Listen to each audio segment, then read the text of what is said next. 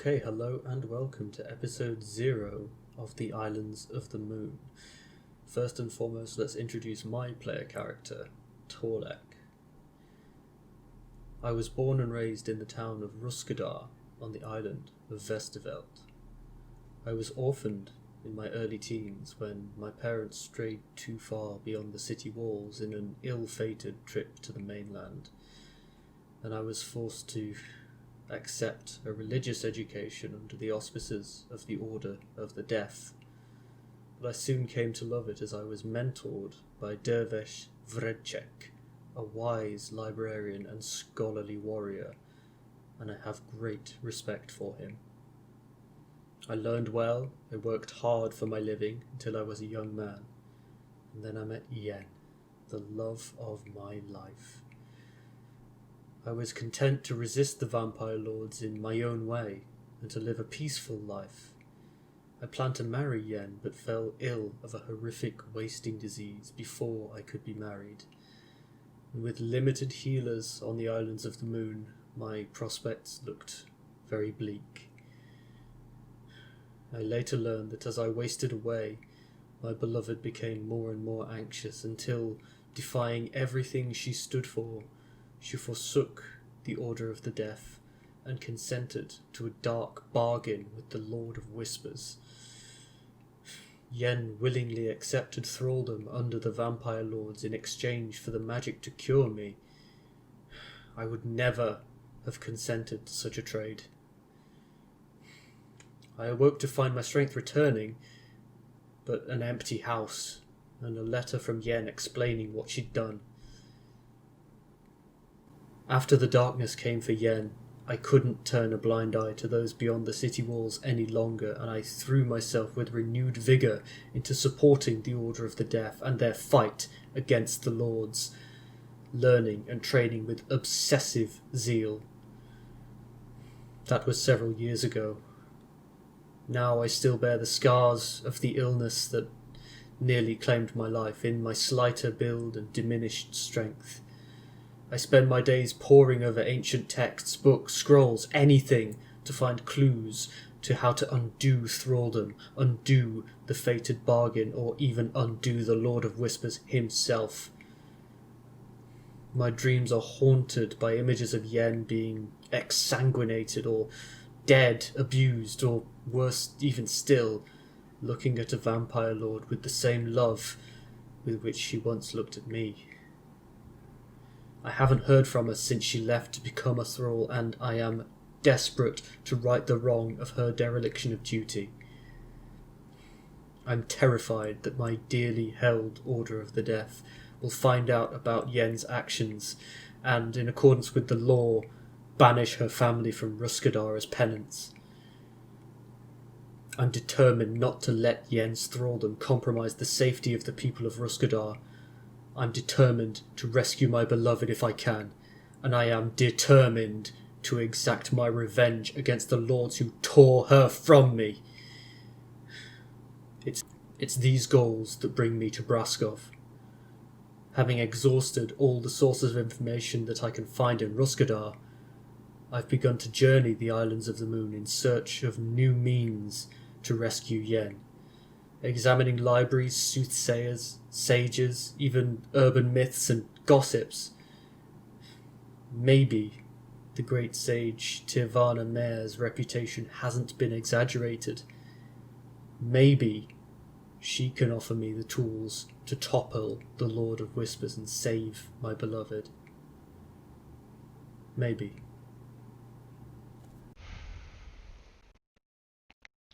Now let me tell you a little bit more about the Islands of the Moon themselves. It's an age of darkness and despair. The Lord of Whispers rules the islands through his ruthless cadre of vampire lords. It's been nearly 200 years since the islands last saw a sunrise, and now they squat in perpetual gloom. Only in deepest night does the sky clear, and the moon and stars bring some light into the lives of those who have the misfortune of residing here. The lords treat the people as little better than cattle, punishing most crime with death, giving themselves a fresh supply of blood each time. Often, though, those charged with upholding the law, the ropers and blood magus, are corrupt and disliked individuals who, for the right price, will point the finger of death at a person of your choosing. The Lord of Whispers has spoken to most on the island, granting them their heart's desire, though often, once someone convinces themselves what they want is what they need, the road to damnation can feel like salvation, and I know that all too well. There are still some holdouts against the Whispers, some small enclaves of free folk, mostly from Ruskadar, deep in the Ruskadar forest, where I'm from, on the island of Vesterveld, a town built in hallowed ground, safe from the creatures of the night and deaf to the Whispers.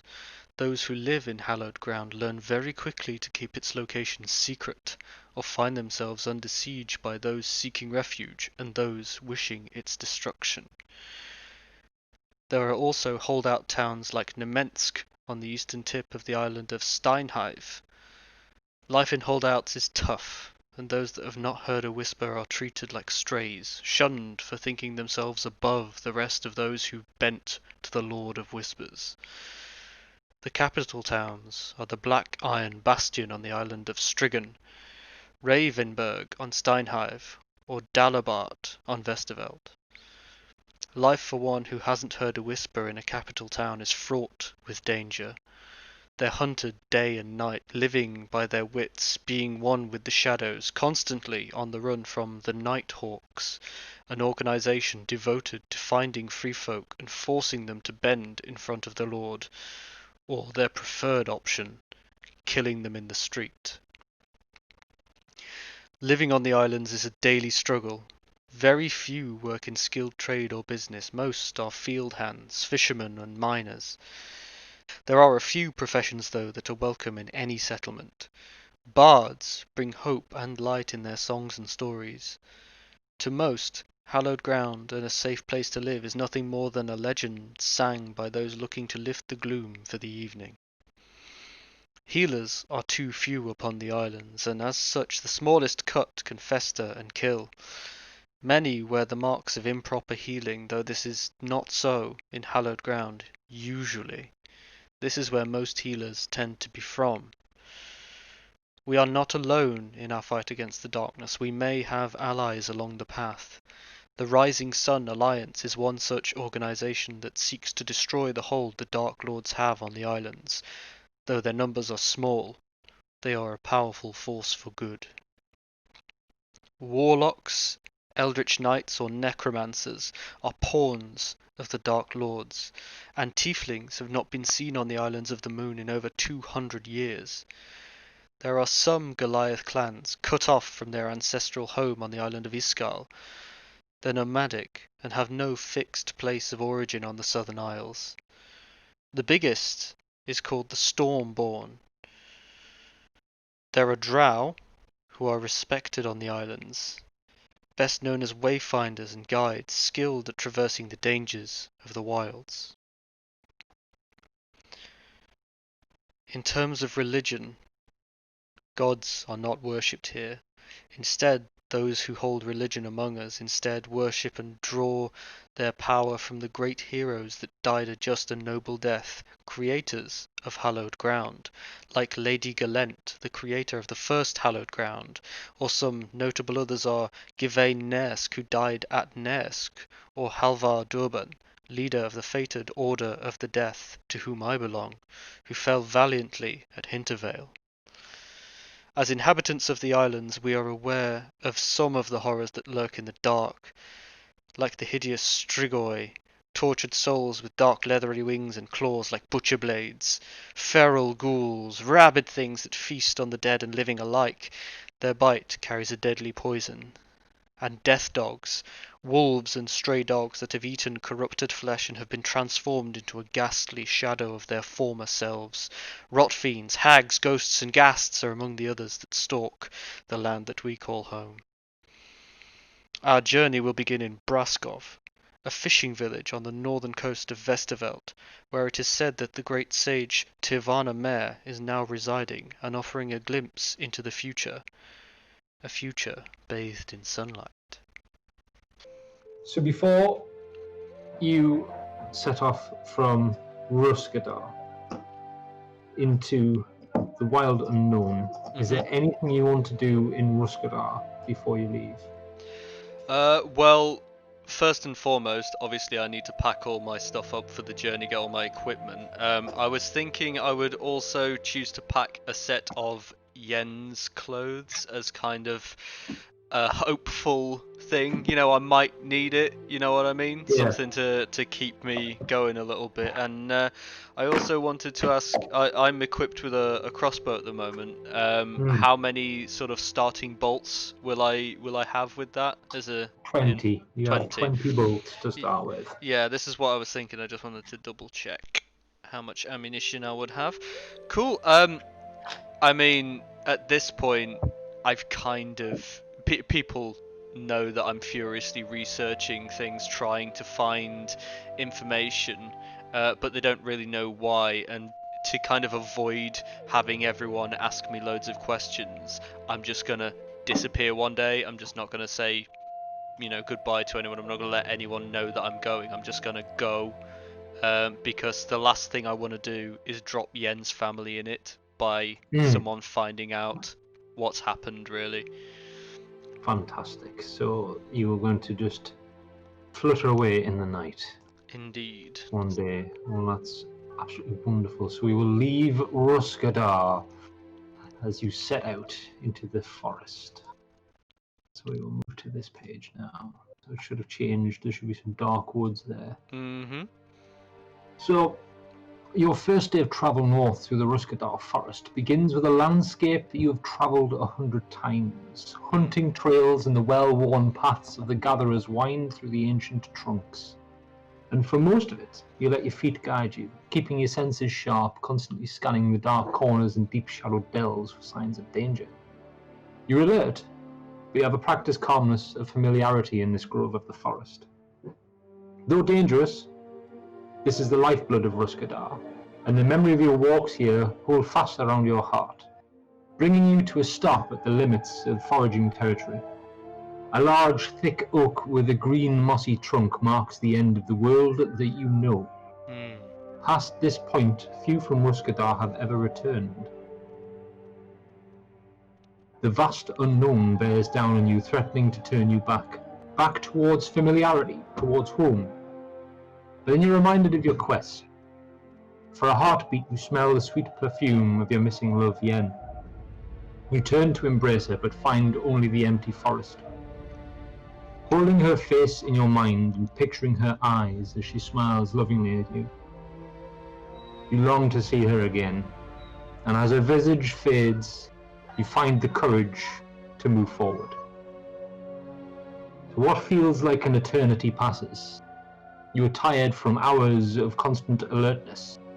The sounds and smells in the deep forest are so far removed from those that you remember. Unease writhes in your gut.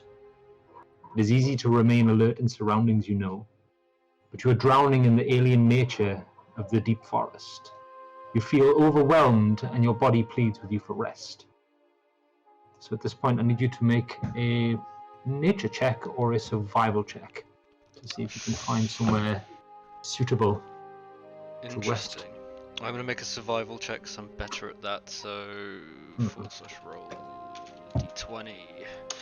And my 2 and my modifier is 3, so 5. 5, right, okay. Taking a moment, you breathe deep and steady your nerves. Using knowledge gained over years of practice, you cast about for a safe spot to bed down for the night. With a roll of 5, you are drawn to a small dell. The trickling of a stream and the gentle croaking of frogs signals an area sparsely travelled by predators, in your experience. There are night flowers in bloom and the hazy buzz of moonbees floating from bud to bud. The scene is idyllic, with a natural beauty that calms your mind. So taken are you with the scene that you almost miss the strange archway made from a single tree trunk. So you are greeted with this scene. This is where you've chosen to spend the night. That is very interesting. So, you've now noticed the strange archway. Mm. There is trickling stream, frogs and buzzing insects and flowers all around, but mainly this picture is to signify like what the archway looks like and how thick the forest around it is. Mm-hmm. Okay. Well, before bedding down or doing anything like making a bivouac or camp or anything, does that archway look natural? I mean, it's made out of a tree trunk, but trees don't grow like that. So can I investigate this or? You can, yeah. You can make. This is probably going to be a nature check to see to investigate this. Okay. I will let you make that with advantage because you have seen many trees. You're no stranger to the forest. Nice. Okay, in which case that's a 7 plus 2 or a 14 plus 2. That's a 16 nature check. 16. Mm-hmm. Wonderful. As you investigate the archway, you see that it does indeed look to be a tree that has grown out from the left-hand side. You can see the roots. And as it has grown, it has been twisted quite severely in a corkscrew-like manner until it has bent back down on itself. And then as it hits the ground on the other side is where you expect to see branches, but what looks to be the branches have turned into roots again. In your experience, trees don't naturally grow like this. And this definitely looks like it's been warped by some outside influence. You would assume with a 16 that it is some sort of magic has done this, as doing this physically would take years and years and years. And this looks to have happened quite quickly and instantaneously because there is no sort of damage to the trunk or anything like that. So it definitely looks like it's been magically twisted somehow. That's And as you weird. study it, you get a feeling of calmness, like everything's all right, washes over you. As you sit and look at the gate, you hear out of nowhere, "Please sit a while, you look weary." Okay, that's strange. I'm just gonna sort of call into the clearing around me, like, who said that? Where are you? I mean you no harm, for I can see the heart of you. You're a being of light, just like me. And the scene behind the arch, like through the arch, seems to warp ever so slightly, as if someone's tilted some mirrors, and it opens up into a small gateway, and then closes again. And a female form steps from the arch, and you're struck with the beauty of this thing. The pale green bark covers her entirety in place of skin, and long braided vines fall around her graceful neck like hair. She's got glowing emerald eyes that regard you with a curious gentleness. She says, "I am Sendes Far. This is my glade. Who are you?" Wow. Okay. So I'm just not gonna move or really react and just say, just greet her, tell her that my name's Torlek Desk and that I'm just passing through, and thank her for letting me wander into her glade, and if it's all right, I'd like to stay here overnight. As you say all that, she goes, "Torlek. Torlek. I like this name.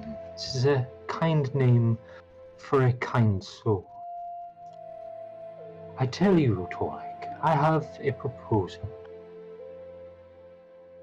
You wish to spend the night in my glade. This is fine. I also know you seek passage from the Vashrai, or as you know it, the forest we sit in. I've never heard it called the Vashrai before. Okay.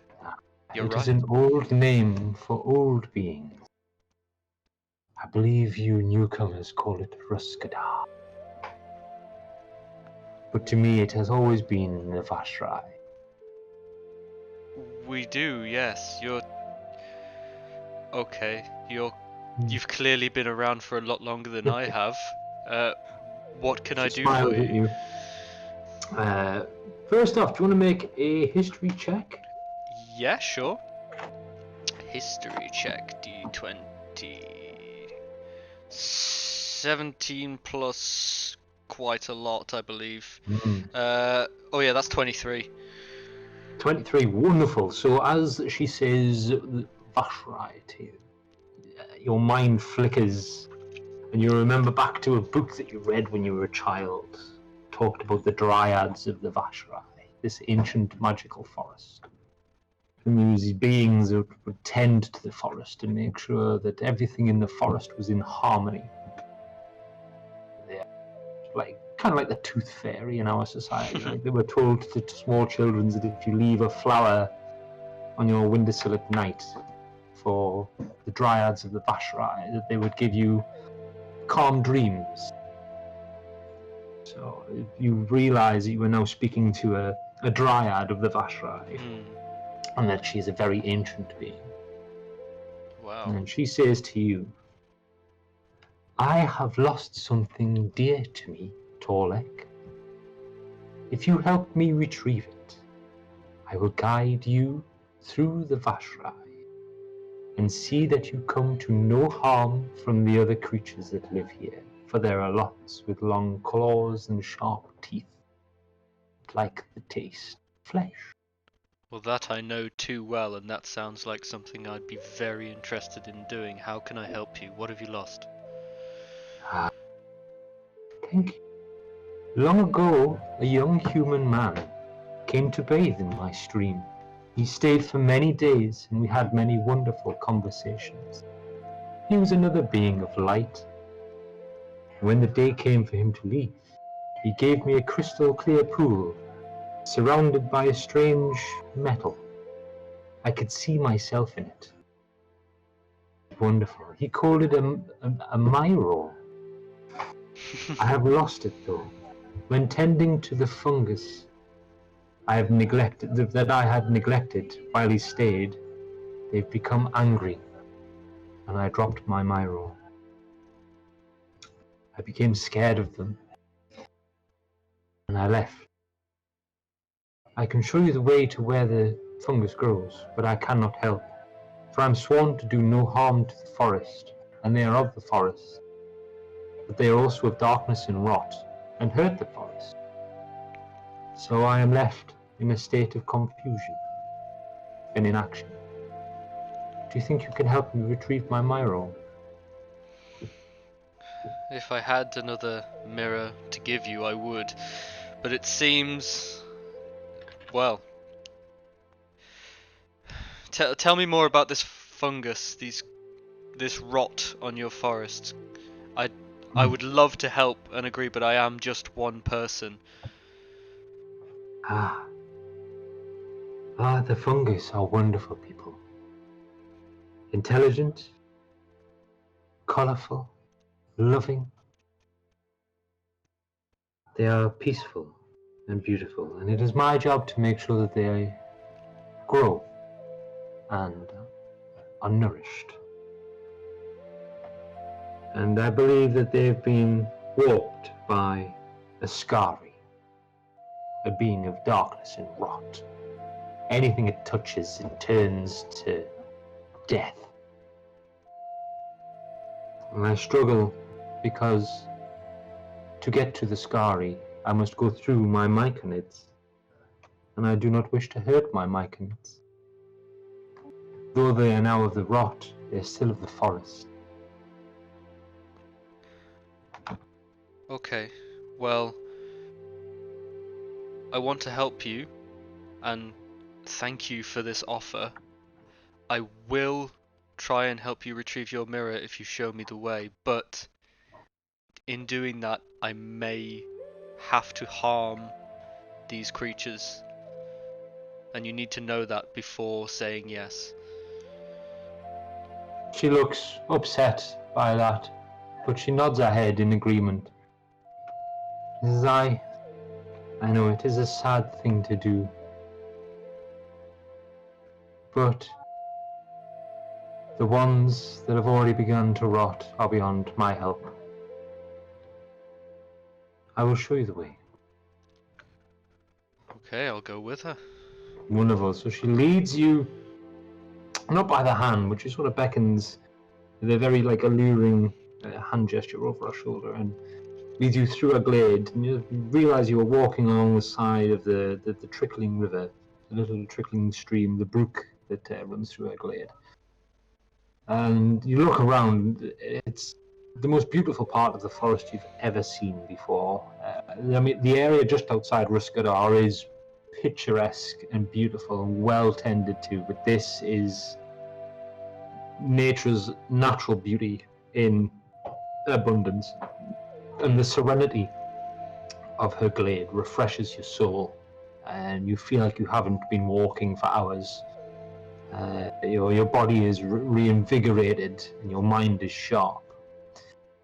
As you're walking through the glade, you can hear her humming to herself, a strange tune that you can't quite pick up. It seems to waver between what sounds like the chirping of birds to the buzzing of bees. It's a really strange sort of tune to be coming out of someone that's speaking. And then all of a sudden, there's a pungent smell in the air. It fills your senses. It smells like sickly, sweet decay, rotting food. And you can feel in the air that something is wrong in this place. And as the smell hits you, Senders stops humming a tune. And she seems to shudder ever so slightly, and her shoulders drop as if she's upset. She turns to look at you, and she points down the stream a bit more. And as you look down the stream, you can see that the tree trunks give way to large, thick, fleshy masses. And as you follow the mass up to the top, you realise that they're mushrooms, tens and tens of feet tall. These mushrooms, huge mushrooms, and there's phosphorescent spores just sort of sparkling between them. She points down to that grove. She says, "That is where the Skari lives. It has poisoned all of the mushrooms that I tend. The pure souls that are now full of rot. There are still some there that are pure. If you could save those and retrieve my mirror, then I will be eternally grateful to you, Torlek." Okay, I'm just gonna sort of steel myself and kind of give her a bit of a nod and say, ask her if there's anything else she can tell me about this Skari, the one that's poisoning her mushrooms. She says, "The Skari, do not let it touch you. Whatever it touches turns to rot. It is a being of darkness, of blackness, of everything that the forest should not be is in this being. Okay. I believe that you will be able to save my Myconid. You look strong of heart and strong of arm, stronger than the Skari. The Skari hides behind my Myconids because it knows I cannot harm my Myconids, so I cannot go in there and get him. Alright, I'm just gonna Eat this, though. Take this and eat this. It will protect you from the Myconid spores." And she hands you this fat, delicious-looking purple fruit, kind of like a big plum. Mm-hmm. It's like a big plum. It's like a purple. It smells wonderful. She says, "Normally the Myconid spores allow communication of images and feelings. That's why I love to spend time with the Myconids. But the death caps that are there now, that they have turned into, their spores do something else entirely. They choke the throat and fill the lungs. But this fruit will protect you from those." Okay. Well, I'll take that from her gratefully and say thank you very much. This will help a lot, and I will obviously endeavour not to harm any of the Myconids, but those that are beyond saving, I may have to hurt. I'll try my best to sort of preserve your forest and remove whatever blight there is on it. And I will obviously keep my eye out for your mirror. Just stay safe, but try and watch if you can, because I may need some help. And I will follow you. and then I'll just I'll sort of gratefully eat this fruit, and then tighten the straps on my shield and kind of make sure my holy symbol, my reliquary, is well seated underneath my scale mail, and draw my mace in case, because I don't like the look of this place. It's very foreboding. And then I'll just sort of very slowly start heading in the direction that she's pointed towards these spores and this mycelium growth, and just sort of keep my eyes peeled and keep a lookout for where these nodes of corruption are and where the source of this corruption comes from. Wonderful. Okay. So the fruit tastes outstanding. It tastes wonderful. Like it's one of the best things you've ever eaten. Mm-hmm. And sweet and juicy and fleshy. And as you walk down towards the Myconid Grove, you keep your eyes and ears out for danger. So I'll have a perception check off you, please. Haha. Well, I have the observant feat, so this will be good. 19 plus loads. 19 plus loads. Wonderful. So, alright, so with that, as you approach, you do indeed get the sense that there are beings moving around in the fungal grove. And as you cast about, you notice that there are indeed two to your left, off the little track. It's like a well-worn path that it looks like Senders uses to tend the Myconids. Mm-hmm. You can see two off to your right and two down the path in front of you. They don't seem to have noticed you yet, as you've managed to approach quite slowly. And as you watch them, you see that they seem to have turned from this colourful fungus that you described into these sort of grey and black, sort of spindly, they look like poisonous mushrooms. And as you look closer, you can see that in amongst the fungal body, there looks to be small bones, small creatures' bones. There's like a bird skull in one and small little bones in another, and like what looks to be like a rodent skull. They seem to like be composed of like rotting fungus and also rotting bodies of small creatures as they sort of walk about very clumsily on their long spindly legs that are covered in roots. So have you seen the picture in Discord? Yeah. Yeah, so that's what you've got walking around in front of you. They don't seem to have noticed you yet, though. Okay. So it looks you've got a small sort of rise to your right that leads up, or you've got the path in front of you that sort of leads down between two sort of embankments you can see. Okay.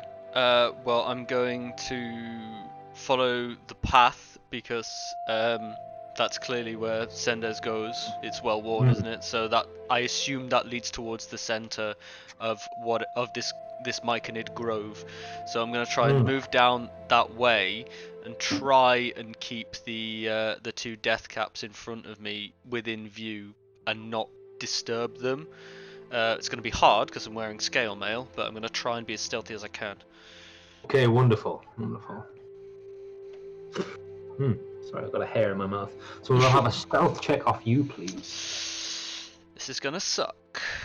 So I have to make it with disadvantage, and I have -1 to it. So 15 and 6.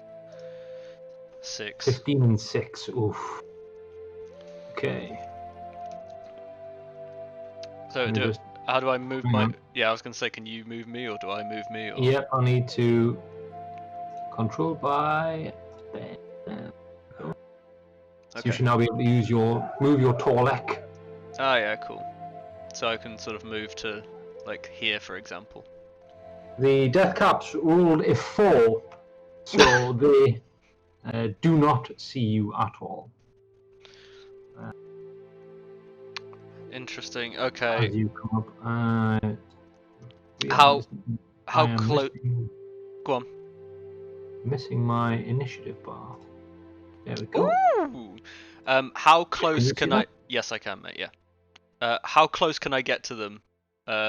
Before they notice me. I just want to. I just want to get right up in the grill of the nearest death cap, basically. Okay, so with a 4, you can get within. You can get within. What was your stealth check? Your stealth check was Low. It was 6. 6. You reckon you can get about 10 feet away from the first one before it starts to. Before it's going to sort of really recognize you. As you get closer and closer, you realize they've got tiny little eyes on them, but they don't seem to be using them. They seem to be feeling around with their long, sort of spindly fingertips. And as you look at what they're doing on the floor, as you get closer, you can see that they're touching all the tiny, small mushrooms that are growing. And as each one they touch sort of turns black grey and sort of withers a little bit, and they're sort of feeling around for the other for small mushrooms on the floor and doing that. They seem to be quite preoccupied with that, and they don't, even in your heavy armor clanking about, don't notice you as you approach. Okay. I'm just gonna have to go through them. So I'm just gonna come up as close as I can to the nearest death cap and just immediately just take a swing at it. I just want to get it out of the fight. Just want to stove it in, like crush it with my mace, so that it can't turn around and touch me or hurt me in any way. Like, these things need to be purged. It needs to die. Very true. I like it. I'm just revealing some of the map for you.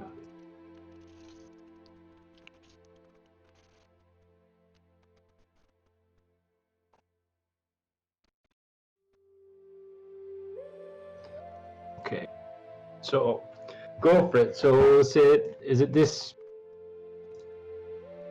one here that you're going for first? Mm-hmm.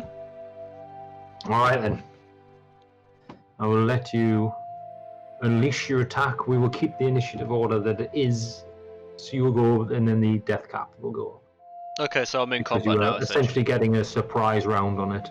Alright, if I'm getting a surprise round, then I'm going to move up behind him, and then immediately just take a swing at him with my mace, which is going to be D20, 10. 10. Uh-huh. That is a hit. Cool. You catch him completely by surprise. And it's going to do a d6 of bludgeoning damage, which is going to be 2. 2 points of bludgeoning damage. Yes. Wonderful. And then for my bonus action, I am going to cast Shield of Faith on myself. Ooh, good shout. So that's one of my first level spells gone. Okay, so with that huge swing, you came in, and you notice, like, as you've gone down, you've reached up with your mace, brought it down on the head of this death cap. You've noticed smashes through the top of the sort of fungal cap with such ease. It's like smashing through butter. And it just snaps off half of the cap, and the death cap shudders on the spot. Tendrils come up from the ground, and it doesn't make a sound. It starts to release spores, sort of glitter up all around you in the air, float in the air. And for a split second, as you breathe them in, you feel your throat burn, and then it dissipates. Oh, flashback to a grateful Torlek, remembering to thank Sendez. That's it. But as you do smash the cap off the first death cap, you notice the death cap to the left of it also shudders in pain as if it was struck. And it sort of comes awake and starts to turn around and search for you. Oh shit. Okay. So the first one is going to reach out with a fleshy, spongy fist and try and pound on your armor. And with a straight 10, I don't believe it manages to hit. Nowhere near, mate. No, so it's just this fleshy fist, like it expects to hit some sort of other forest creature. And when it just connects with your armor, you see the fist actually sort of squelches a little bit and it leaves a stain on your breastplate as it reaches back with its hand. And its compatriot starts to waddle over incredibly slowly on these stumpy legs. It looks quite ungainly as it gets towards you, and you see that one rear back very slowly as well and just lash out with a fist. And that one gets a 13, which I don't think is going to get you either. No. No, so another fleshy fist sort of splats against your armor, and it shudders and more spores come out. So we're back round to you in the initiative order because there's only 2 at the minute. Okay. In which case, I'm just going to kind of shrug off the blow, and then on the backswing, I'm just going to swing my mace at the same one, just the one directly that I'm facing, not the one diagonal to me. So D20 to hit, which is going to be 10 plus 12. That is a hit. Beautiful, and we're going to have a D6 of damage, which is another 2. The 2. So with this one, you decide to come in with a side swipe of the mace and go for the body of this death cap. And there's no armor there whatsoever. They're moving very slowly, so your mace connects, and it feels as if you're hitting sort of like a snowbank or sponge or something like that, as it slows down ever so slightly, but you just part this thing in 2 and it crumbles to the floor in front of you. Beautiful. It writhes a little bit, and then you can see that all of the mass and the shape just starts to melt ever so slightly, as if it's turning into some sort of oily sludge on the floor in front of you. I'm just going to sort of wrinkle my nose. With that, you see the one next to it also sort of shudders in pain, and more spores are released. Interesting, they're definitely connected. Seeing its compatriot, it is going to try and... You see it moves very slowly off down in this direction. As it moves out of your circle of reach, you get to have an opportunity attack at it. Wonderful. But it is definitely on the run and casting spores the entire time. That's going to be a 16 to hit. That connects. Just swipe at it as it leaves. Just continue the momentum of the swing and just try and catch it. D6, 3 damage. 3 damage. With that, you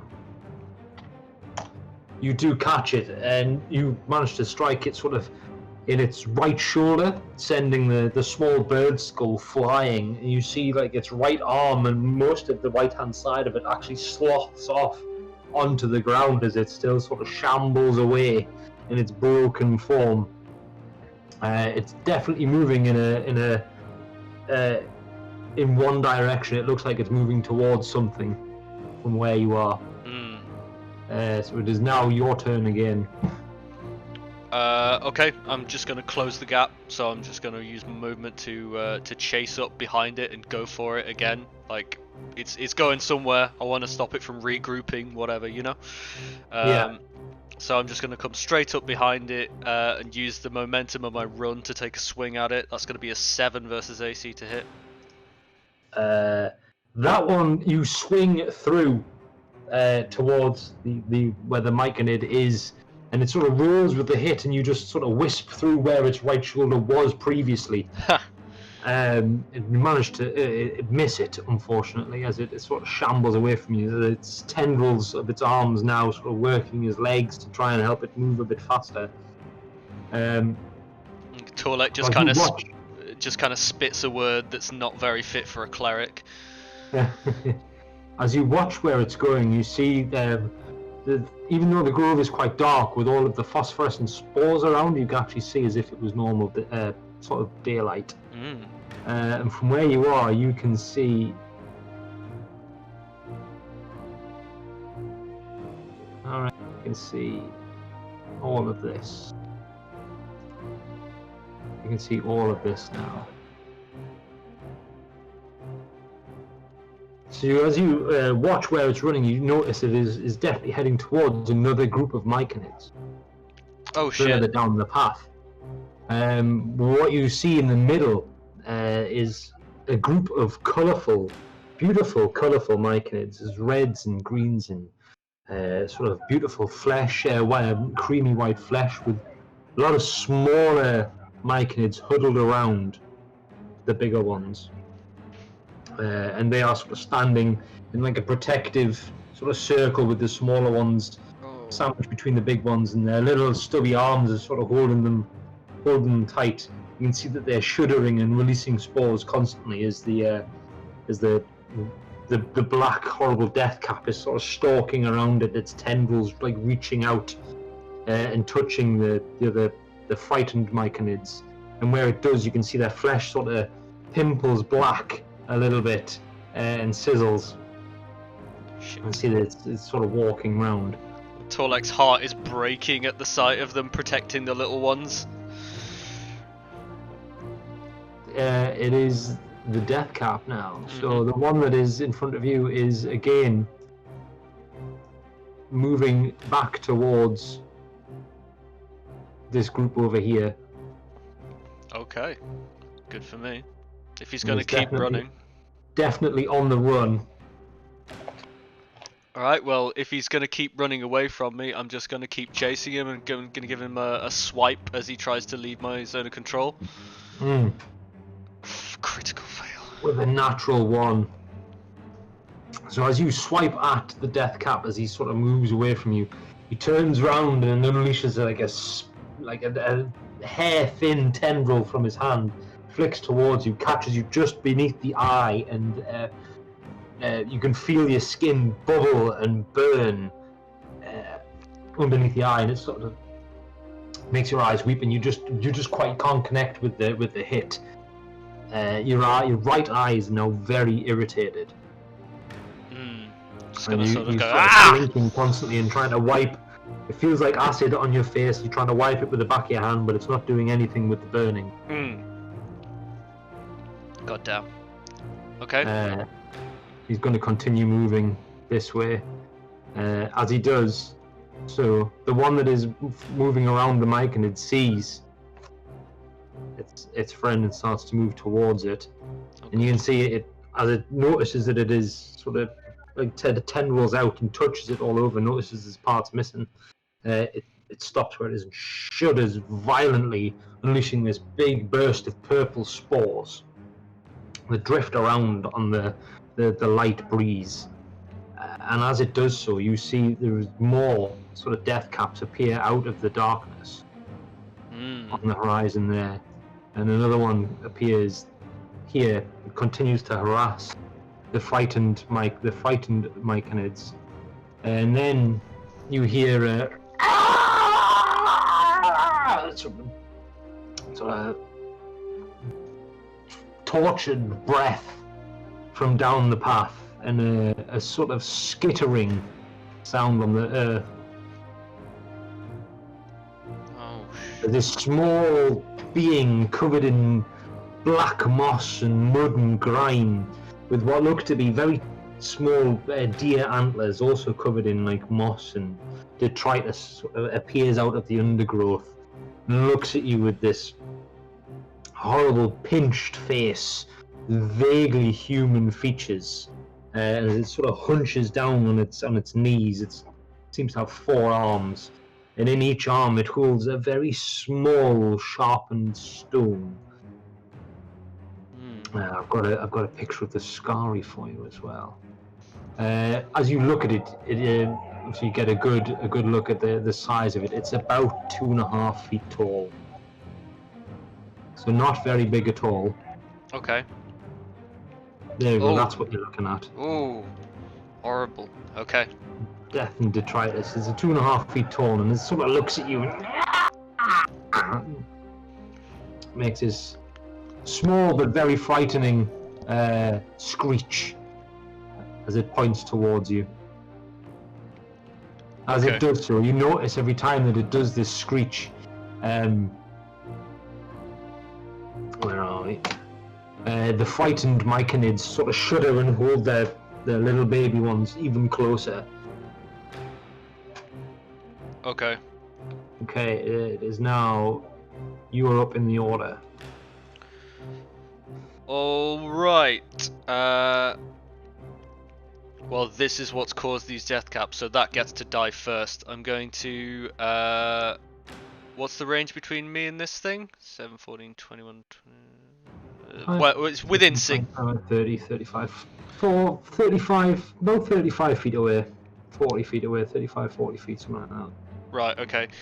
In which case, judging by eye, I know I can't actually run directly at it. So what I'm going to do is move up to get towards this death cap. This one. Yeah. Yeah. But as I run up, I'm not going to swing for the death cap. I'm going to cast. I'm going to cast my sacred flame cantrip on the Scary, because that's the one that needs to go. That's the cause of all this. So the Scary needs to make a Dex saving throw or take 1d8 radiant damage. Ooh, dexterity is not its strong suit. And my spell save DC is 13. So we rolled a 3. Excellent. -4. Wow. So that is a -1. That's going to be a fail, I think. So he's going to take a D8 of radiant damage. Ooh, fantastic. Which is going to be 6 radiant damage. Ooh. See, you see the sacred flame as it hits the Scary straight in the chest. You've used sacred flame on creatures in the forest before, but never have you seen it so effective on a creature as when it hits this Scary. It sort of catches it right in the middle of the chest as it sort of rears up with its forearms out with little sharp stones in it, as if it's about to hurl them at you. Catch it in the center of this like exposed skeletal rib cage, and it boom, explodes with a ferocity that you're just not used to. And the Scary is like, it goes up in sacred flame. You see the detritus and the moss on it is burned away, and what is left is this sort of skeletal being that's covered in like a black tar, and you've burned away all the detritus off it, and it's steaming in the middle of the path now, and it screams in pain as if it's been really badly burned. And it looks at you with 2 dead eyes with pure hatred in them. As it screams, the frightened myconids sort of try and move with their children, move to safety. The death cap around sort of unleashes tendrils at it. As you've moved a bit further forward as well, you see that that's not only the only group of frightened myconids. There is another group. Oh, where are we?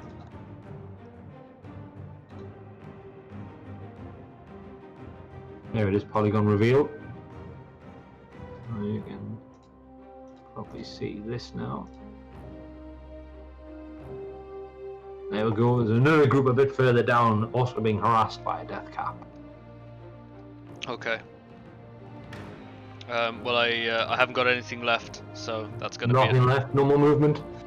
No, I'm not going to move out of range of this death cap. I'm just going to, like I say, just move up behind this death cap and cast Sacred Flame as I run.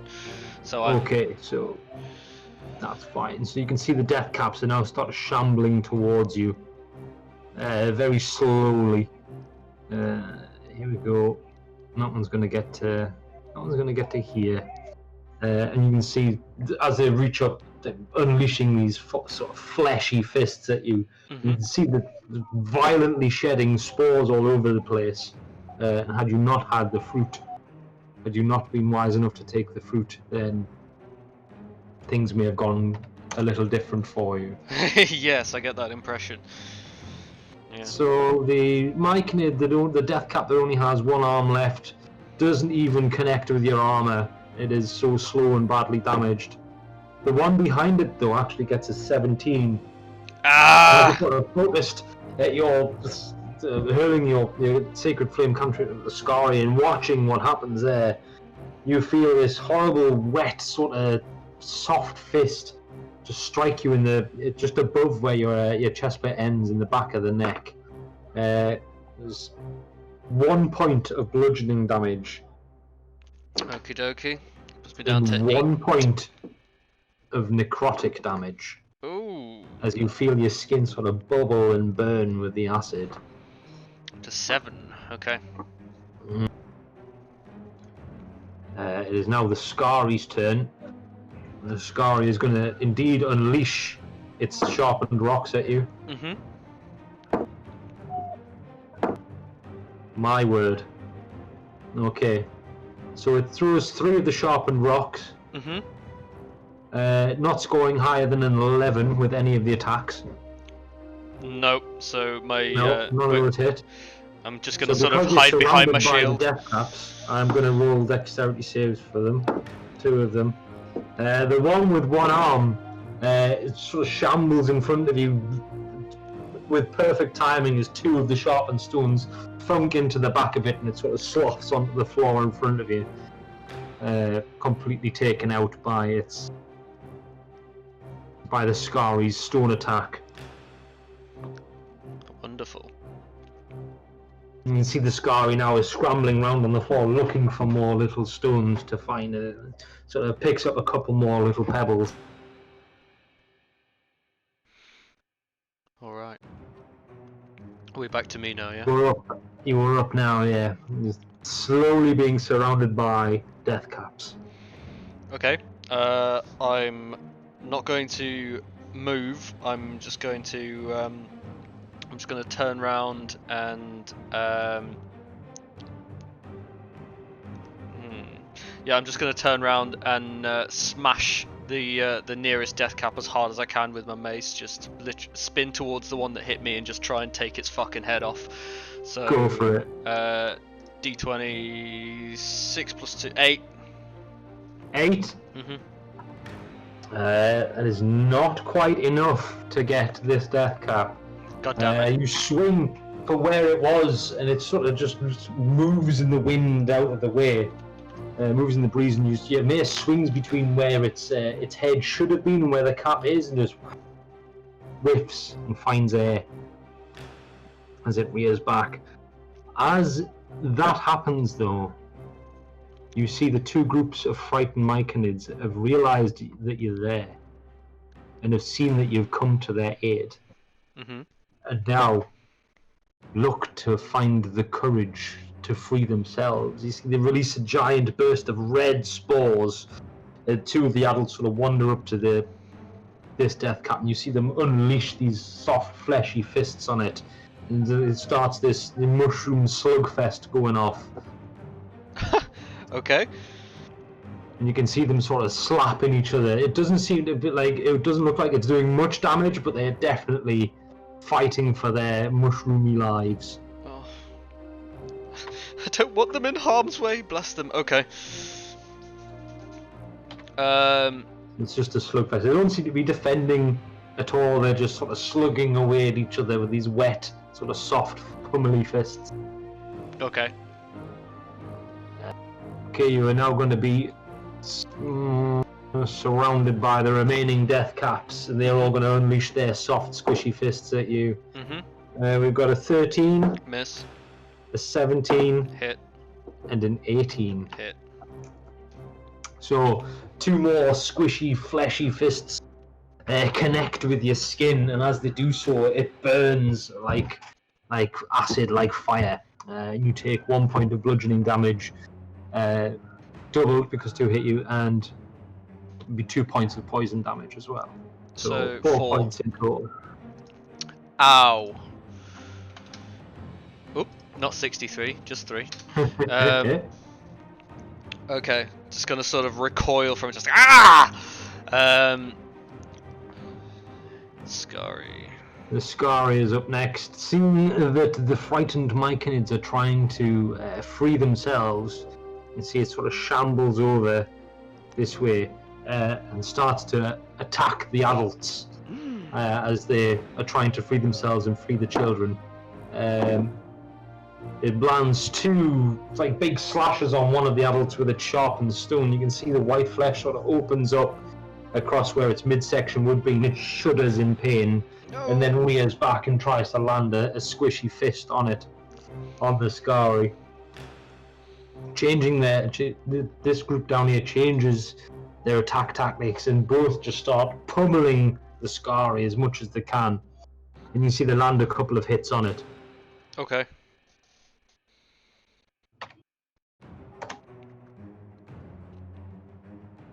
These Myconids up here actually managed to vanquish the death cat that is harassing them. And wow. You can see the adults start to shamble towards you. And they get to there. They've got...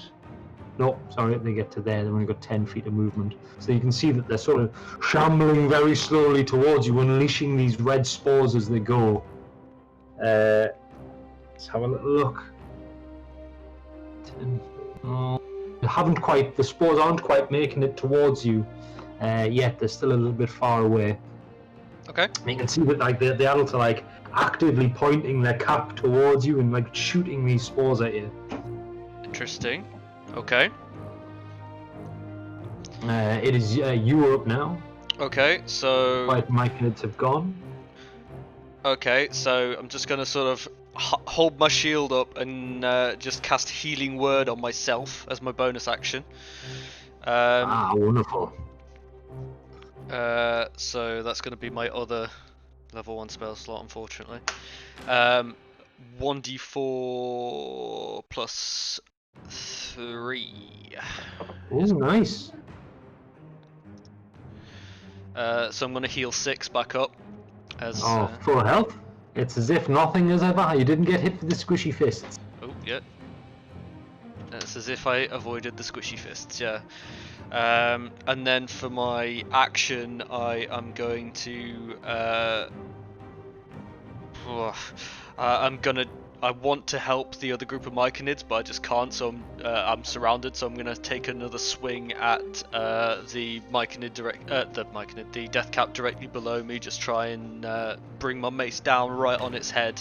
Just big swing, overhand, try and crush its skull in inverted commas. Smash it in. Wonderful, go for it. D20, 17 plus 2. Oh, you connect. Center of the cap. Very good. Damage is going to be a d6 of bludgeoning, which is 5. So with that, you bring your mace down. You're sick of being surrounded by these death caps, and stirred to action to help the frightened Myconids that are still being carried by the Scar. You bring your mace down, overhanded, two-handed strike with your shield, and expect to meet some resistance as you connect with the center of the cap of this death cap. What in fact happens is you just cut through him like warm cheese, all the way down, and your mace strikes the ground, and he parts and slots either side of your mace, falls to the floor. The small bones and bits of oily tar sort of melting into the ground as you cut him like a cheese wire. Very nice. He is completely vanquished. The other two, we get a 16 off that one. Nope. And a 12. Also nope. Two squishy fists lash out towards you, trying to hit you. That's my Shield of Faith protected me there. AC's 15 with my shield, without Shield of Faith. Oh, outstanding. Death Cap does land a hit on the frightened Mike, and as you can see, one of the one that got the 2 slashes across its stomach from the Scari is hit by the Death Cap's tendrils.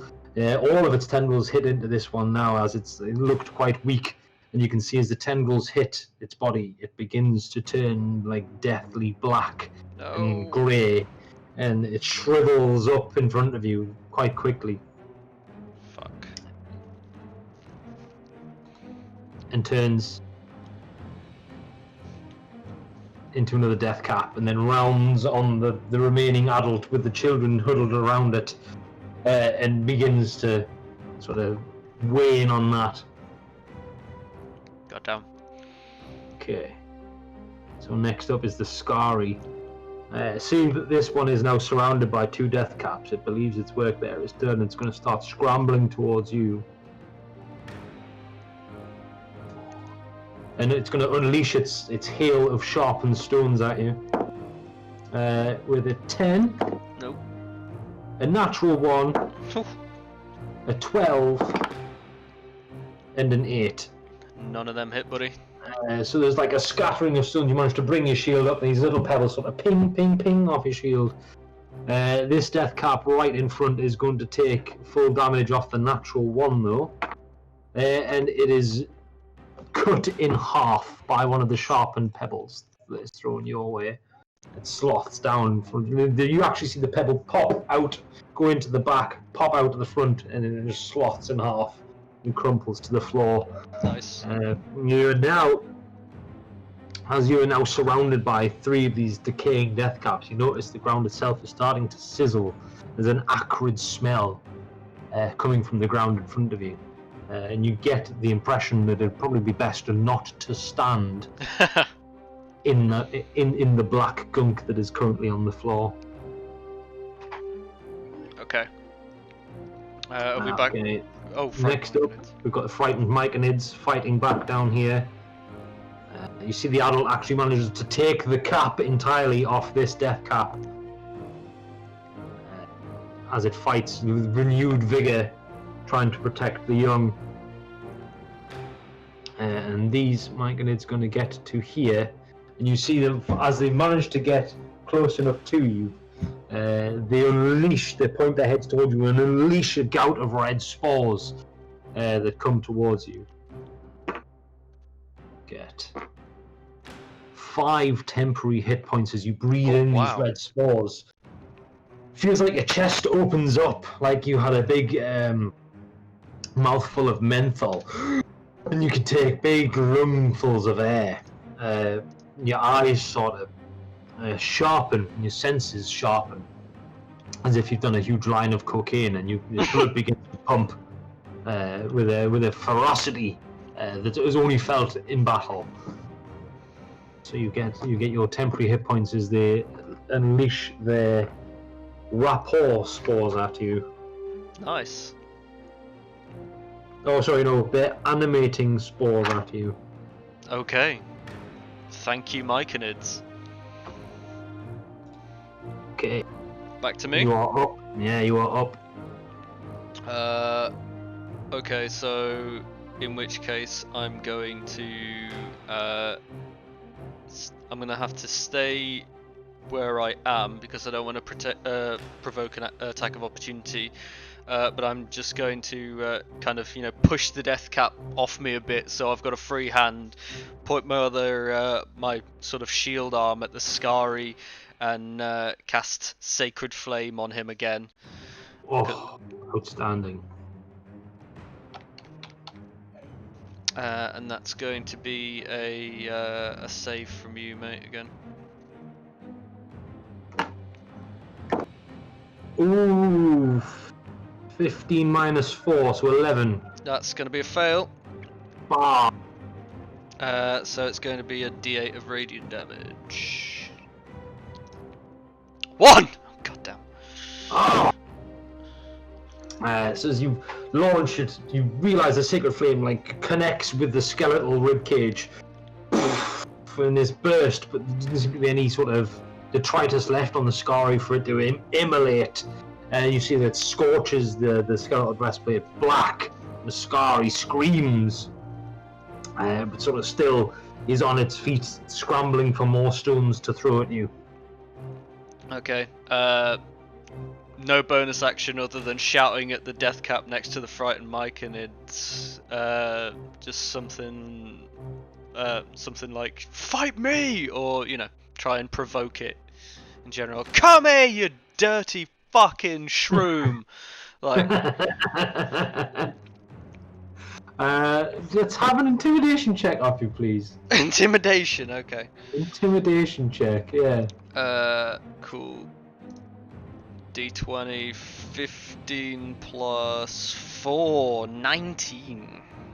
19. So you see that the death cap that is harassing the frightened Myconids is shocked by your outburst, as it's been quite a silent battle so far. The loud noise itself actually like shakes the Myconids that are fighting the death cap, and also shakes the death cap to its core, as they are only used to the scary making noise. And as it does so, like, it completely takes its eyes off the Myconids and starts to shamble towards you. And as it does so, the last remaining Myconid from down there unleashes a wet fist at the back of it, and it manages to snap a large part of its cap off as it shambles towards you. Beautiful. You have managed to get its attention, and it is coming at you with a slow yet menacing gait. Just checking, I think I may have made a mistake on my intimidation there, mate. My charisma modifier is +1 and I don't have proficiency in it, so it would have been 16 rather than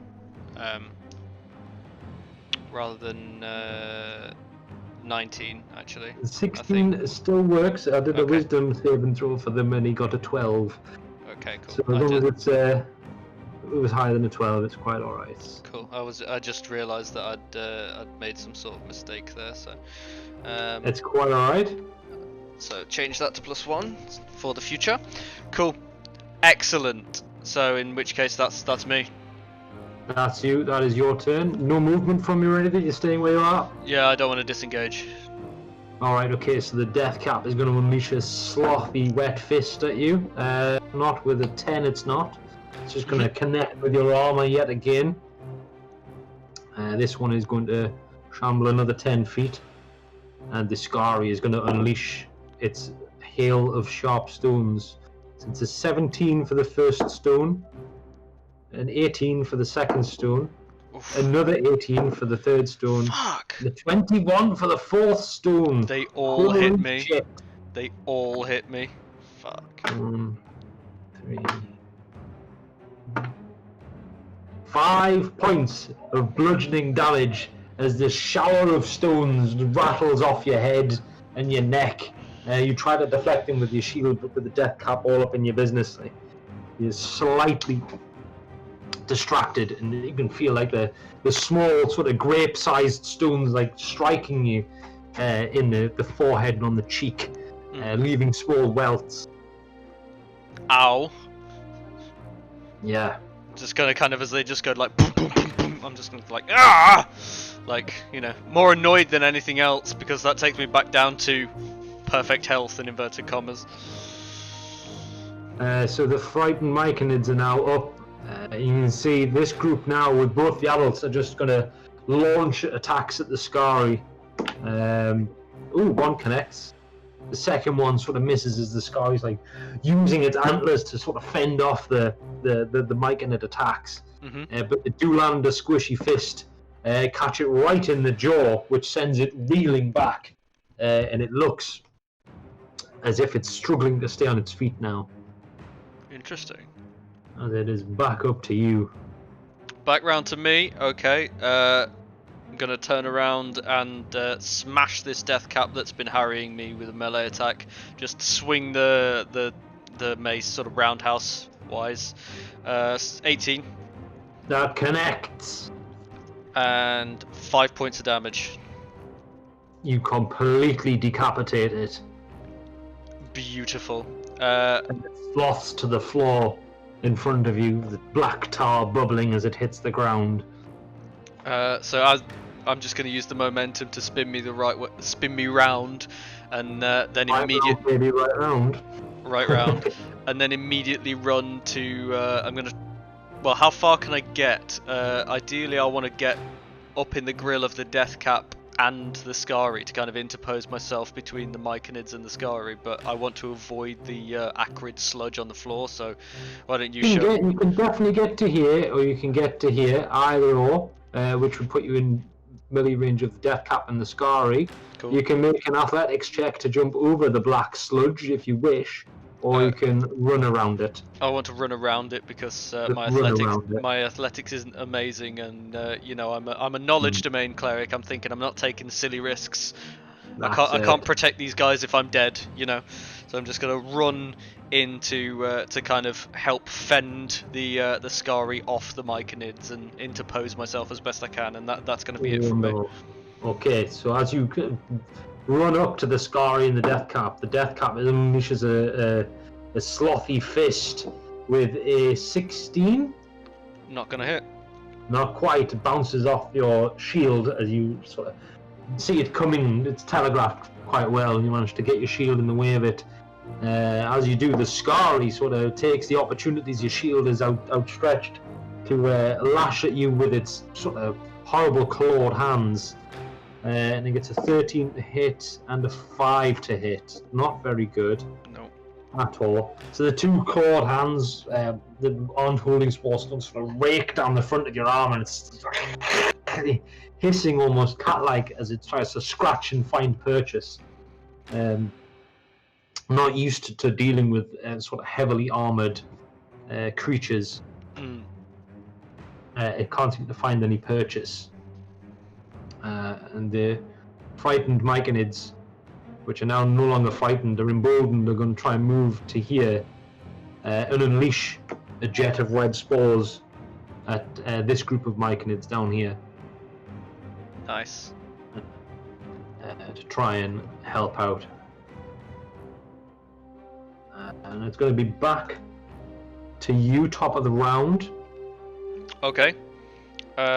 So now that I'm right up in the Scary's face, I'm just gonna bring my mace up, sort of two-handed, just try and just stove it in, just with a "be gone!" like, get out of this forest.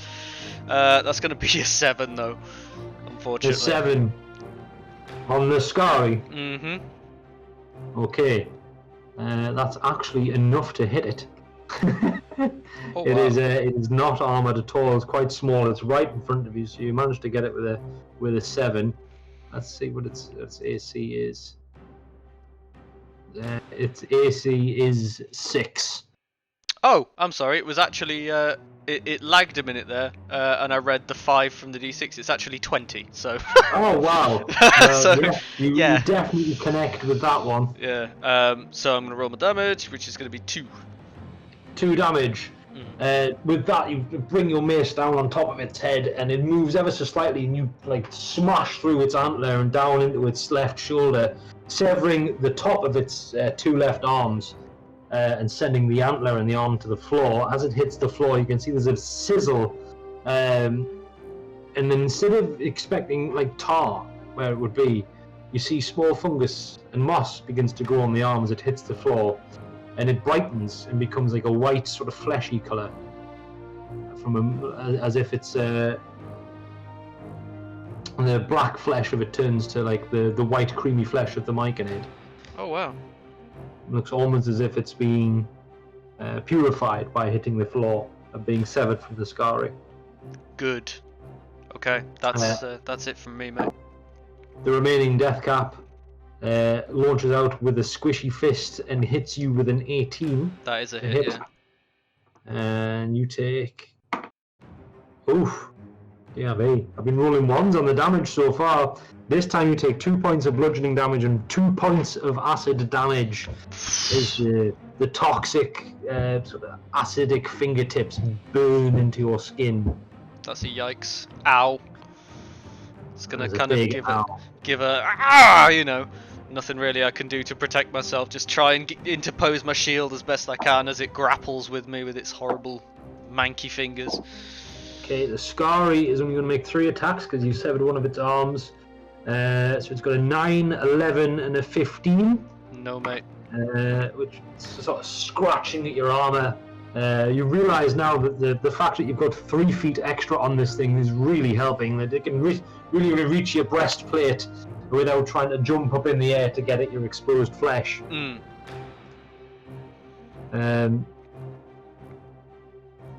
The frightened myconids behind you are now going to start moving up and unleashing wet fists at the Scari. This group's actually going to unleash the red spores at you again. So you gain 2 points, 2 temporary hit points that time. Beautiful. So one two, of the adults. 2 temporary. Okay. 2 temporary hit points. The others all miss the Scari, unfortunately, as they're dodging and weaving around. But they do manage to take out the last remaining death cap with their squishy fists. And as they do so, please load at the right size. Nope.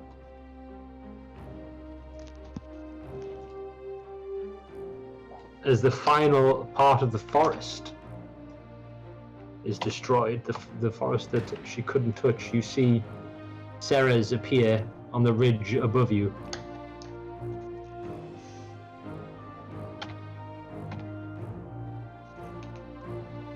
Senders. I keep calling her Ceres.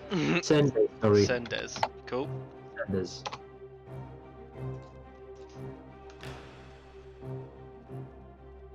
Oh, show the nameplate. There we go.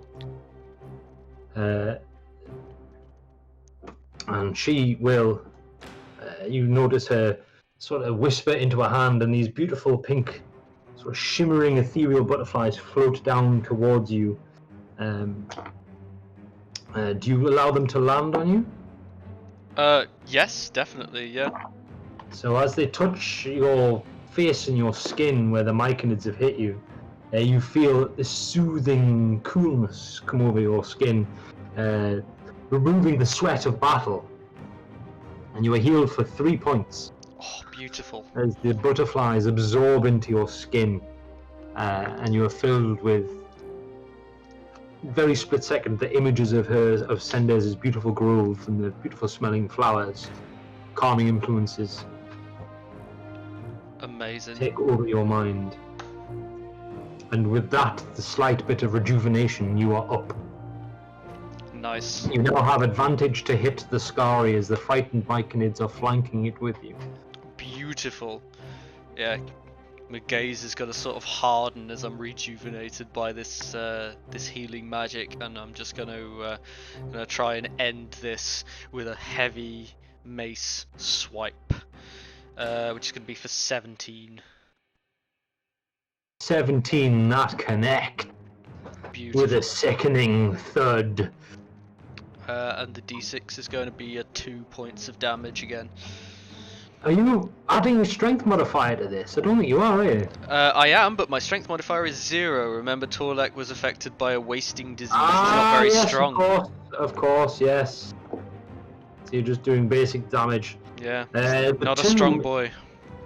is enough to see off the Scari as you bring down the mace one final time.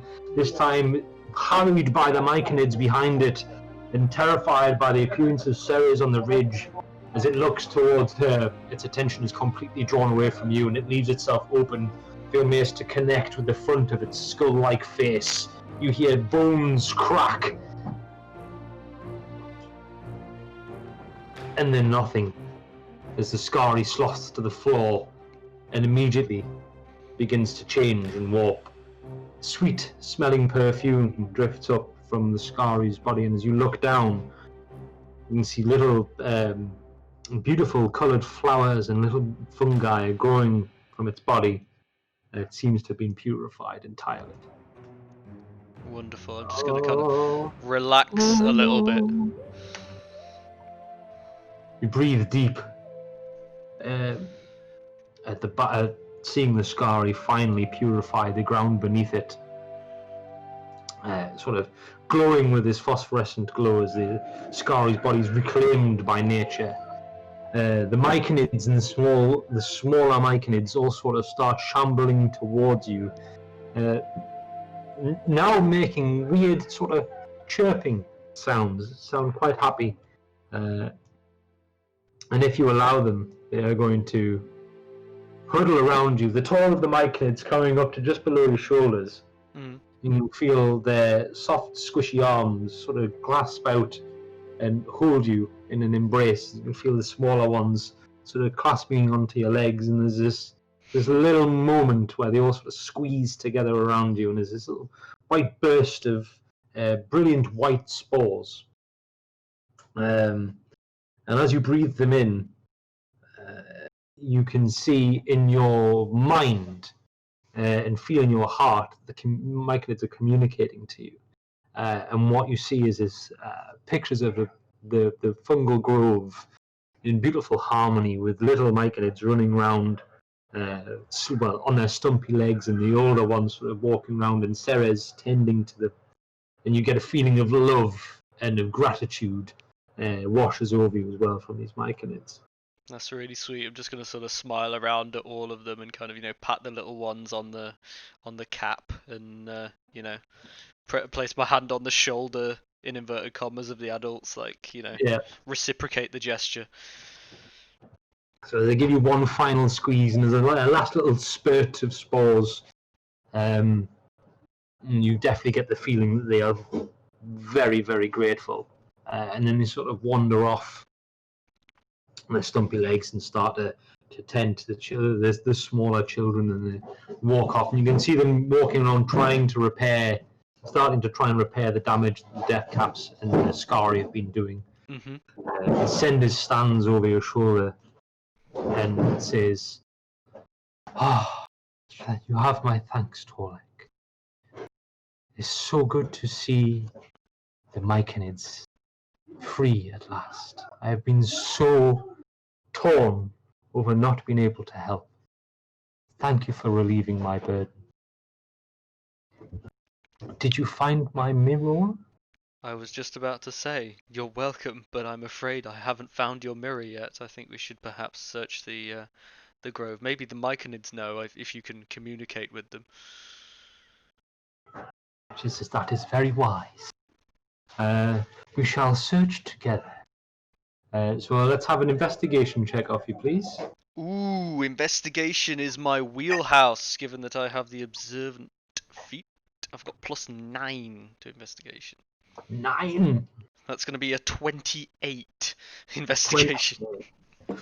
So as you investigate around the grove, you move down the path ever so slightly, and you see there is a sort of a larger, thicker mushroom with a big red cap and white spots all over the top of it. There's beautiful sort of frills underneath, and then sublime trunk, but at the bottom there seems to have been like a small hole carved in the bottom of the trunk that's sort of black and rotten, and inside the hole there is small animal skulls, and in amongst the small animal skulls sits the mirror covered in grime and rotting mushroom flesh. You managed to produce it from the hole. Cool. Yeah. So as you produce the mirror back for Senders, you find it quite quickly, quite easily. Mm-hmm. And you show her where you found it. You can see there's shock and horror on her face, and she looks towards the mushroom. She goes, "This is the parent mushroom, where all of the myconids are born from." She said, "They grow from the spores of this parent mushroom. For the Scari to have warped it and burnt it and hurt it in this way is very, very concerning to me." And she looked towards you. She's like, "I saw you fighting. I saw you use light on yourself. Will you help me repair the parent mushroom?" Yes, of course, but I'm very, very tired. I'm exhausted. I've spent a lot of Arcana. I'll need to rest a while before I can channel that magic again. But of course I will. She says, "A rest is well deserved. We shall retire to my grove, and when we are rested, you will help me repair the parent mushroom. And then I will see you safely through the Ruskadar forest, as you call it, or the Vashari, as I. Unless you wish to stay with me some more, we can talk." I'm just going to say thank you, Senders. I think perhaps I need to rest for now, and we will have a nice conversation in the morning, sort of thing. Okay, wonderful. So we will move back to Sender's Grove. Mm-hmm. So she Yes. directs you back to her grove, the trickling of the stream, and the night moonbees are still buzzing around. She produces for you more brightly coloured fruits. So you can watch her as she walks around sublimely through the glade, and you see her picking fruits from the trees and rustling through the undergrowth and bringing up sort of small melon-like like fruits. And she brings you over this beautiful bounty of the most wonderful-looking food you've ever seen in your life. And as you tuck into it, you can feel the flavors are fantastic. Ruskadar has fantastic food. It's wonderful food, natural food, but nothing like this. This is sweetness on a level that you've never experienced. A depth of flavor that just leaves your mouth watering. And it's a flavor that sticks in your mind for hours after you've eaten it. You can taste this wonderful food for hours. It feels like your body is being rejuvenated with every bite, but also your mind is calmed and fuzzied as well. The more you eat, it's almost as if you're getting high off the fruit and relaxed, and the trickling of the stream is almost lulling you into this sort of trance, this meditative trance. And it's not long before you see. It's not long before you see Sender's face appear in front of you, smiling, and she strokes your face ever so gently, and as she does so, your eyes close, and you drop off to sleep. Very serene, very good. Serene. Now, do you have a recurring dream that you have? Do you tend to dream? What does Torlek tend to dream of when he's asleep? Well, Torlek is he's usually plagued by restless sleep, much like me, and he's often sort of woken by like horrible sort of pangs of fright or anxiety or worry for Yen, you know. He's he'll be having a serene dream, and then he'll hear her scream in the distance, or he'll be just dreaming about nothing in particular, and then it'll take him to a very dark place very quickly, because like his entire world revolves around his fear and the loss of this person. So he doesn't usually sleep very well. He's very fitful and tosses and turns pretty much the entire time. I see. That's pretty much what I thought. So tonight is the first night where he gets a restful sleep. Torlek gets a restful sleep. Your dreams are filled with the sound of a trickling stream, the buzzing of moonbees. It's almost as if your eyes and your mind are asleep, but your senses are still awake. So all you sort of your senses. It's almost as if as you go to sleep, you wake up in the glade, and you were just sitting in the glade quietly for hours. And that sees you through. That's all that you see in your dreams for the first time in such a long time. There is no dreams of Yen. There is no dreams of dark places. It's just the repetitive trickle of the stream and the buzzing of the moonbees. As you wake, several hours later, feeling refreshed, you can see Ceres is. I keep calling her Ceres. Sendes is not in the glade with you. At that point, when you wake up, you're sort of alone, and you're wondering if what happened actually happened at all, or whether it was just a wonderful dream of where you were in the glade. As you reach up and touch your face, you feel the spot where the first death cap touched your face. There is a small scab under your eye, a small part of hard skin, which confirms that it did actually happen. You were talking to a dryad, and you did help her save the mushrooms. And as that thought comes over your head, she reappears in the glade, and this time carrying a small hollow of wood filled with water from the stream.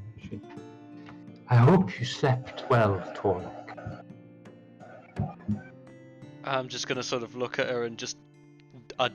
Torlek doesn't really have any words to describe it. He just sort of nods, you know, like kind of dumbly. She says, I hope you do not mind the intrusion, but I saw that you were plagued at night by dark things. I wished to give you a touch of the light while you slept, for bringing light back to my grove. And she hands you the sort of hollow of wood filled with water, and it's from the stream. It's fresh and beautiful. It quenches your thirst. Mm-hmm. It's cool. It's lovely, and you feel completely and utterly refreshed, which as millennials is something we will never experience. So I always try and put that in D&D, that you feel completely refreshed, because this is the most fantastical thing I think any one of us can ever feel. And with that, she allows you a moment to rouse yourself entirely and to wake to the day. And then she says, are you ready to help? I'm Are you ready to help me heal the parent mushroom? gonna sort of nod and say, of course, lead the way back. You know, let's go. I feel rejuvenated and I can definitely help you. Wonderful. So, as she does, she leads you back down to the beautiful mushroom grove. You follow the trail down where you were before. There is still a pungent odor in the air, but it is much less now. Good. Much less. The phosphorescent spores are still hanging in the air, so the area is still like glowing with this beautiful bluey green light that shifts from orange to pink and back to blue to green as you walk through. You can see that the small myconids, there are more large myconids now than there were the previous night. It's as if they've come out from the various hiding spots and are now walking around, and you can see them still tending to the small spots of black and rot that were left from the death caps.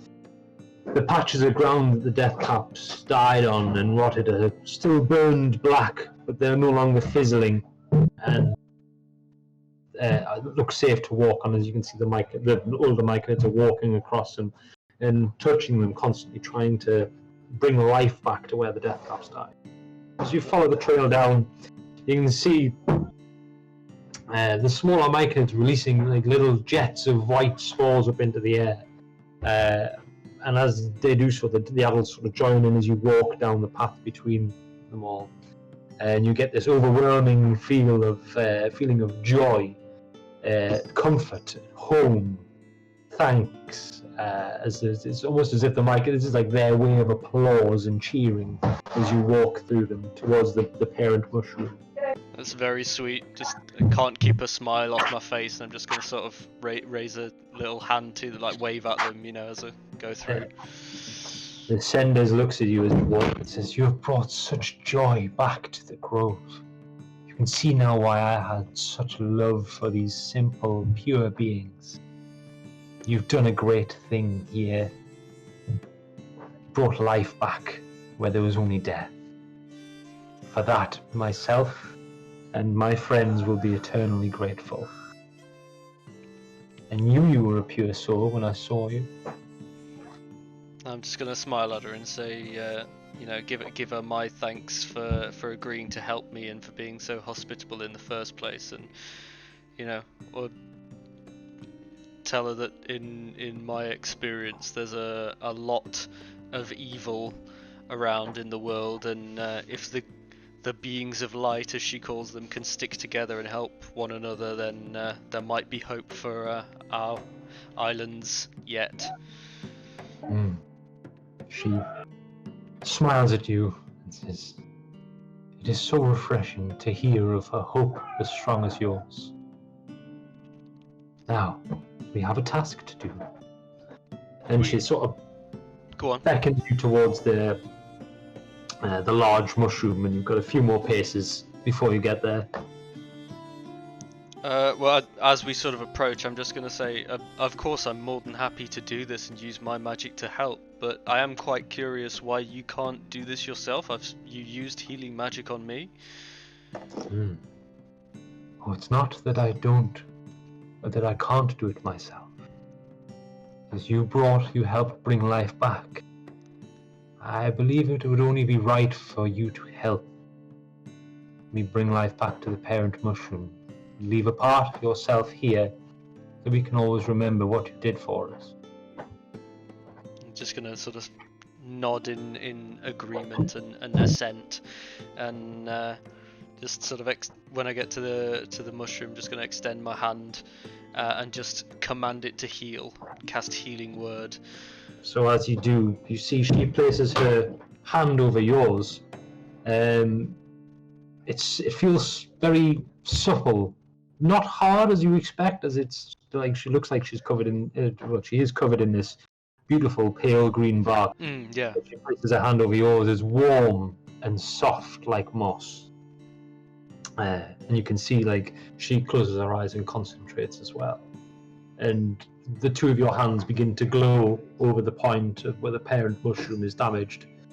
And as you both focus your healing energy into it, it swirls.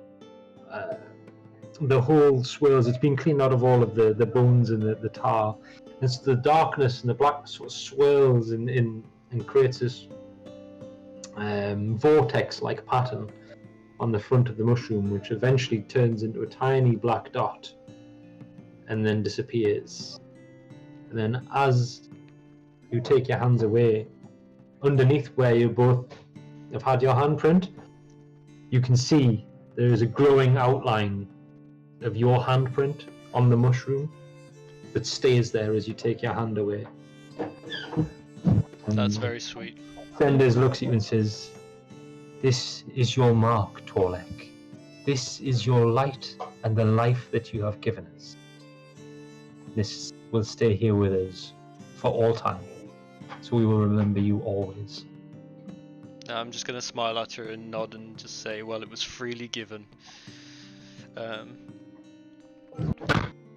Now, as much as I have really enjoyed your company and have loved the opportunity to help these wonderful creatures, I do have a purpose for travelling through your forest. I need to get to Brascov. Can you please help me? To Brascov I cannot go, but to the edge of the forest with you I can, and we will. Then she says, "Follow me. I'll see no harm comes to you." And as she leads you away from her perfect grove, you can see that there is a glow of phosphorescence that follows her as she starts to walk through the dark forest that you were so overwhelmed and terrified by the last time you were in it. So it looks the same, but as a phosphorescence walks past the trees, you can see that in places there is more fungus on the trees that reacts to her phosphorescence, and it actually creates light in the forest as she walks along. And as soon as a little bit of light is shone in the dark corners and the dark dells of the forest, like, you realize that it isn't as imposing and overwhelming as you first thought it was. All you needed was someone with a little bit of light and a little bit of hope to show you the way through the darkness.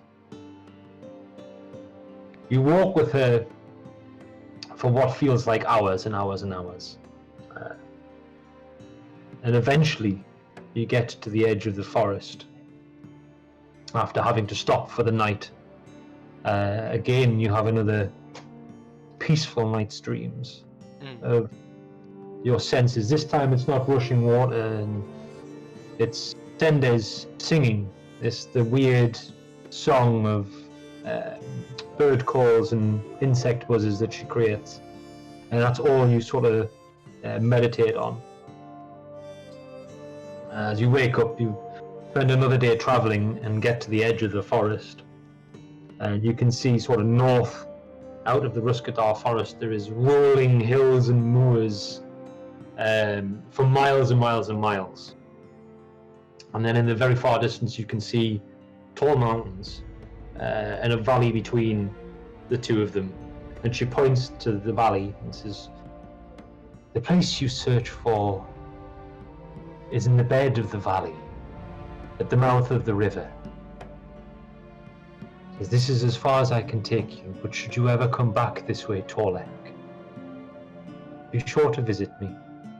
And she reaches into her little pouch and she produces for you something. She holds it clasped with both her hands over it so you can't see what it is. She says, will you take a small gift from me? In thanks. Well, I'll turn to her and say thank you very much for all your help, and really a gift isn't necessary, but I will gratefully accept it.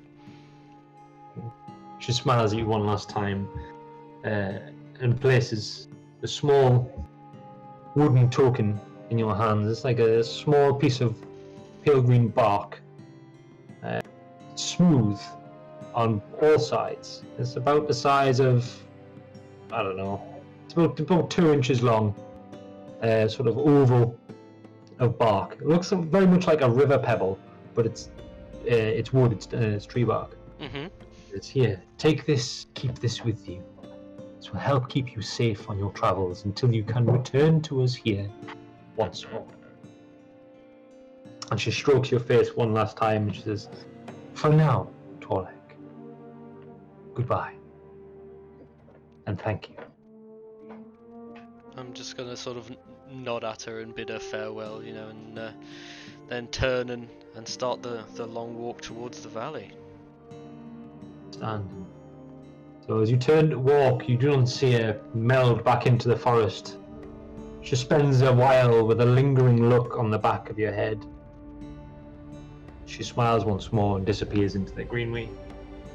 As the rolling hills spread out before you, your courage, determination and sense of purpose have been renewed, had already been able to bring some light and help to people on your path after such a short time from Ruskadar. You are now certain that you are doing the right thing and you are following the right path. And with that knowledge, you boldly stride out to Brascov.